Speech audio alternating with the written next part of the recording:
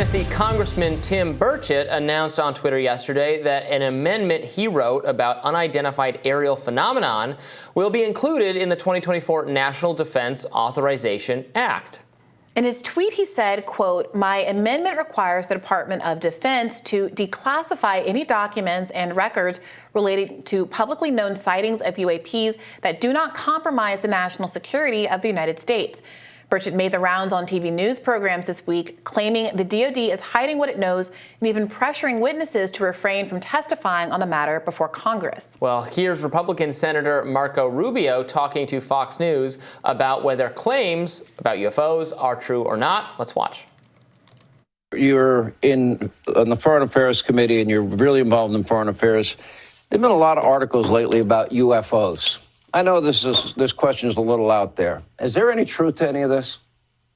Well, we don't know. All I've said is we have people that have very high clearances, both today and in the past, who did really important work for our government or continue to do important work for the government, who have come forward with some claims about the U.S. having in the past recovered exotic materials and then reverse engineered those materials to make advances in our own defenses and technologies.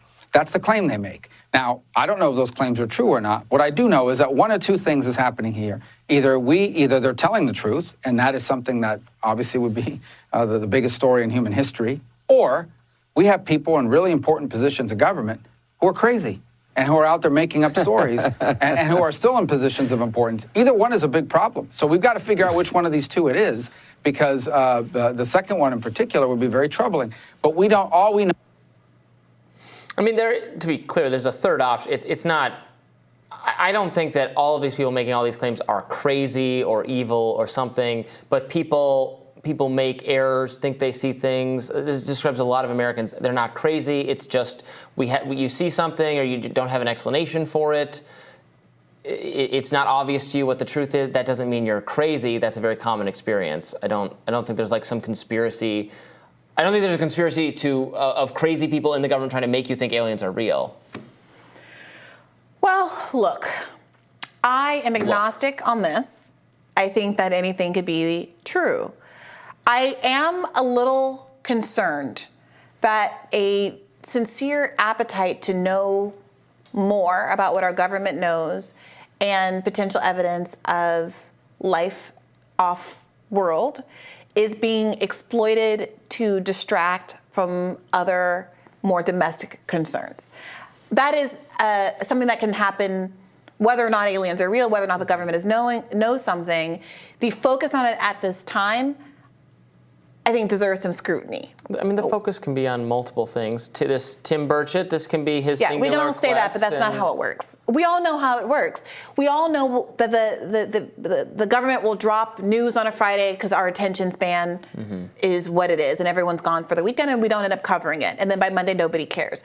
We know that the government will come out with some nonsensical explosive report to try to bury a story that is less advantageous to it.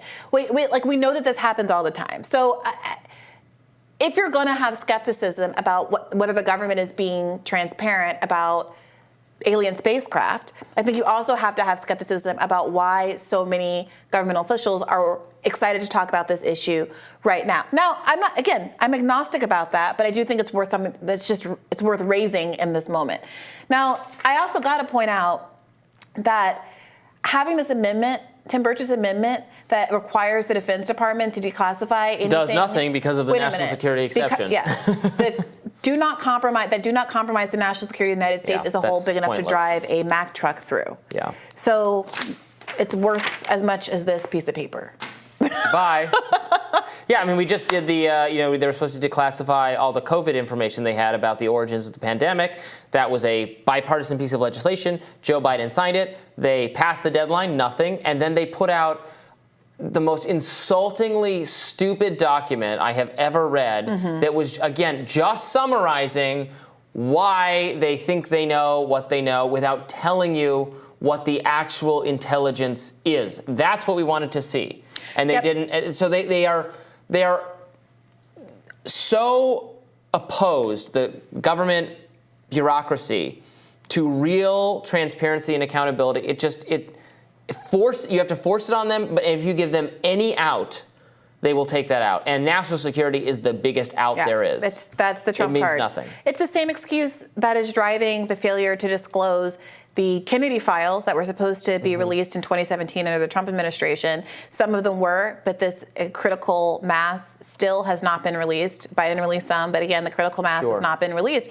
And the justification is national security concerns for a president who was assassinated 60 years ago. It's getting outrageous. So again, I think that if you're going to attach something like this to must-pass legislation, that's a good strategy to try to get something out, but the willingness to do so, the ease with which he's been able to do so, probably bears some relationship to the fact that this is meaningless. Same thing with that. We mentioned it, but the judge's decision on the social media case, right? Government agencies can't communicate with social media platforms for the purpose of censorship anymore, unless they're trying to communicate about, a foreign-based threat. Well, that's national security justification. That's everything. Yeah, exactly. The government has that down.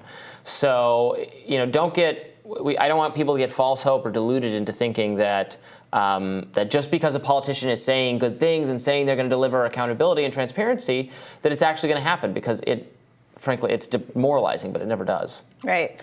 I mean, look, the ability of the intelligence agencies to operate so independently and so secretively is an ongoing problem, one that, frankly, JFK was scrutinizing at the time shortly before his death, in which some people, including RFK Jr., have attributed to the reason why he was assassinated in the first place. An effort to sign this executive order that ratcheted back the power of the intelligence agencies in the military-industrial complex.